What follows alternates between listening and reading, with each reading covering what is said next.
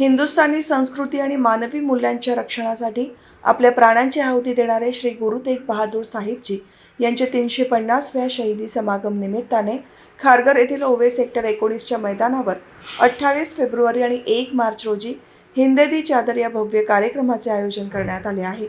या महोत्सवाच्या पहिल्याच दिवशी सकाळपासूनच भाविकांचा जनसागर उसळला असून लाखो भाविकांनी गुरु साहेबांच्या पवित्र स्मृतीस अभिवादन केले। या मंगल प्रसंगी भाजपचे महाराष्ट्र प्रदेश चिटणीस आमदार प्रशांत ठाकूर, महापौर नितीन पाटील, भाजप जिल्हाध्यक्ष अविनाश कोळी, उपमहापौर प्रमिला पाटील, जिल्हा उपाध्यक्ष गणेश कडू, जिल्हा चिटणीस ब्रिजेश पटेल, खारघर मंडळ अध्यक्ष प्रवीण पाटील, पनवेल शहर मंडळ अध्यक्ष सुमित सुंजारराव, स्वप्नील ठाकूर, अपूर्व ठाकूर यांच्यासह अनेक नगरसेवक आणि पदाधिकारी उपस्थित होते। कार्यक्रमाची सुरुवात पहाटेपासूनच अत्यंत भक्तिमय वातावरणात झाली।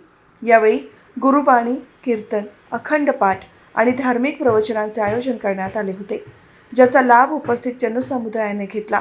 आमदार प्रशांत ठाकूर आणि उपस्थित मान्यवरांनी सकाळपासूनच कार्यक्रमाला हजेरी लावून कीर्तनाचा श्रवणानंद घेतला आणि धार्मिक विधींमध्ये सहभाग नोंदवला।